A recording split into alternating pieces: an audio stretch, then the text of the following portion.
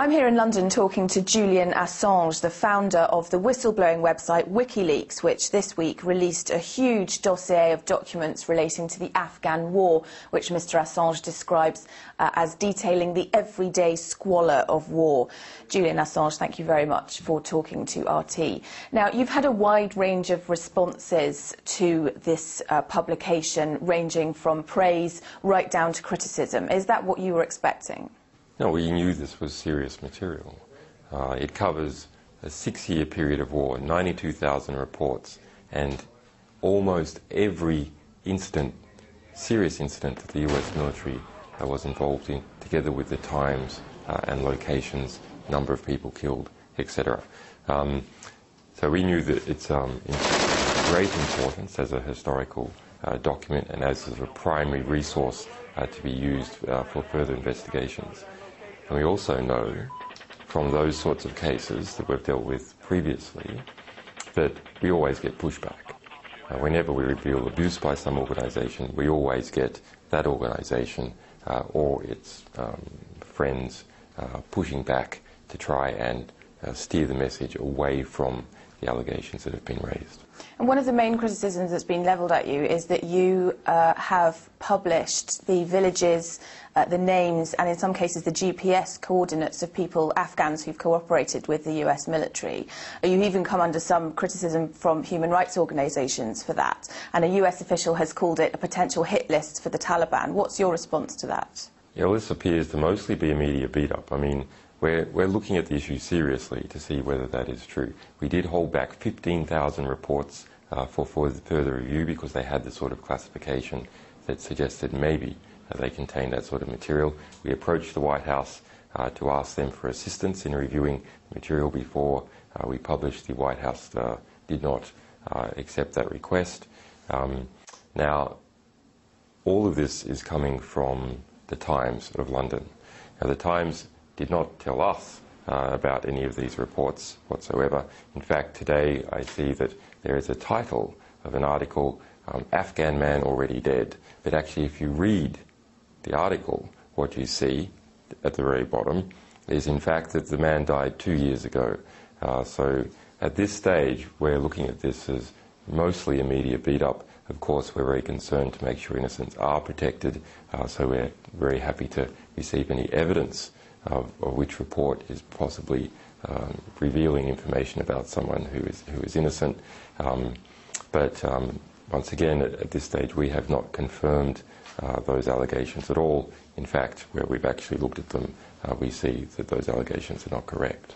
There's also been a suggestion that the release of this information will make it harder for Allied forces to get Afghan citizens to cooperate with them. Well, what we reveal, and that's what we've been doing for the past 4 years, is the truth about how organisations actually behave. Now, if Afghans don't like how those organisations actually behave, then of course it is their right to engage with them or not engage with them. It's not so much that, though, is it? I think it's the potential danger that they might be in now that such a huge body of information is in the public domain. Once again, that is an allegation by the London Times, a Murdoch publication, who is in an oppositional relationship to The Guardian, the paper that we collaborated with that printed 14 pages on Monday in relation to this issue. The Times of London printed 0 pages in relation to this issue on Monday. So they are now in an adversarial relationship because they weren't invited to the party. This has been a media sensation. You released the information initially to selected media outlets, 3 newspapers, and since then you've given what must amount to up to 100 media interviews, including appearing on the Larry King Show. Are you a publicity seeker? Well, that's just ridiculous. I mean, far from that. In fact, we tried to have no publicity. We tried to work under the same rules that The Economist runs under, where everyone has a shared byline. But we have found that the public demands that someone speak for an organisation. Now, because of the security threats to the sort of work we do, not many people are willing to step forward and speak. In the end, someone has to do it. I was already a public figure, so I am the person who does that. These documents date from the period between 2004 and 2009. Why have you published them now and not earlier when they could have made more of a difference? Well, we only received the material, recently. We publish as soon as possible. And what processes did you go through between receiving it and publishing it? Talk me through that. So when we receive material like this, it is very, this is very difficult to read. This is some internal military language, internal jargon. The format was some computer format, in fact impossible for a normal person to read. So we had to understand the format, reformat this, make it in a presentable way, and then explore the material to pull out the stories and set up our coalition of media groups to do just that. So that took quite a lot of work, not just from us, but also the other three organisations involved. And there must be a huge amount of expertise involved in doing something like that as well. Where does your expertise and the expertise of your organisation come from? Well, we have 800 people involved as specialists in different areas, different regional areas, computer specialists in different ways, former intelligence officers and so on.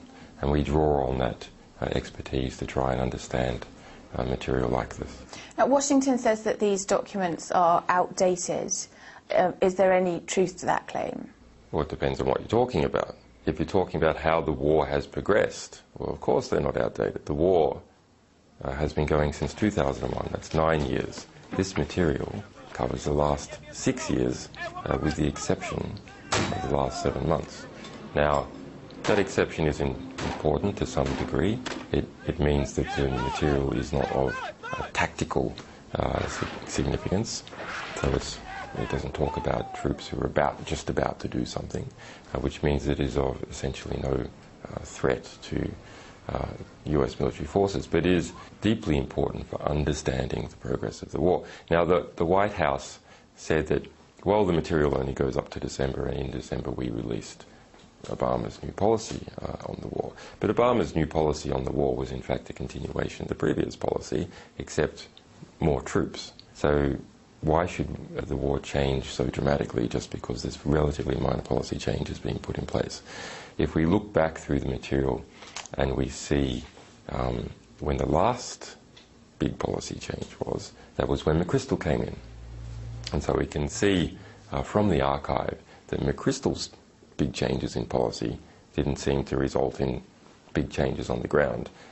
There's no reason to believe that Obama's smaller change in policy in December last year resulted in any real change for the war, except perhaps to increase the tempo, increase the number of interactions because there was an increase in soldiers. The White House's rhetorical trick was to suggest that there was in fact no overlap between Obama's policy and this material.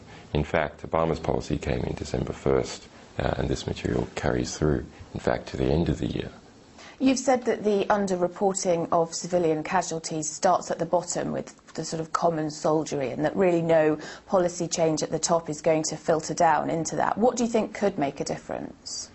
It's an extremely hard situation. I mean, I can't see any easy way out of this Afghan mess. The answer is not for all Western forces, for all ISAF members to go home tomorrow,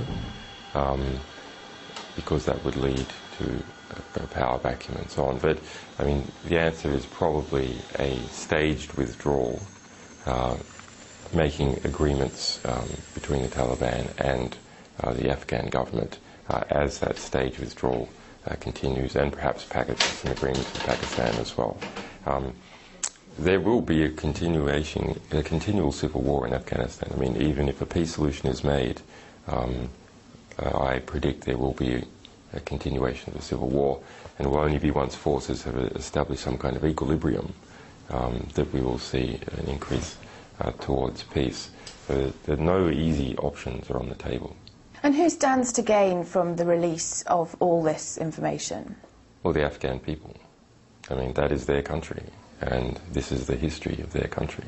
And if they are to effectively manage and control their own destiny, they need this information to understand what is happening to their country.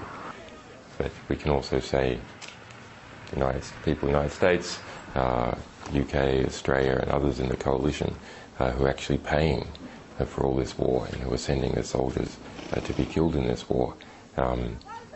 Those people also have the rights to understand what is actually happening. I tell you who will probably not benefit. It is all those military companies who are making extraordinary profits by providing services to troops or weapons or clothing and so on. But isn't the Taliban and the Afghan insurgency likely to gain from this as well, because you have inadvertently maybe exposed the weaknesses of the Allied forces? We have to be careful there. Remember, this is a civil war. Everyone says Taliban, but in fact, the Taliban are Afghanis. This is a civil war that is going on, and the Taliban are part of the will of the Afghan people. Now, they're also part of the will, perhaps, of the ISI, the Pakistani Secret Intelligence Service, and of course, perhaps they're part of the will of Saudi Arabia, who is giving some money to this. But in terms of the bodies on the ground, people actually doing work, the Taliban is part of the will of the Afghan people, and the United States and other forces need to recognize and understand that that is part of the Afghan people, and if you're shooting Taliban, you are shooting the Afghan people.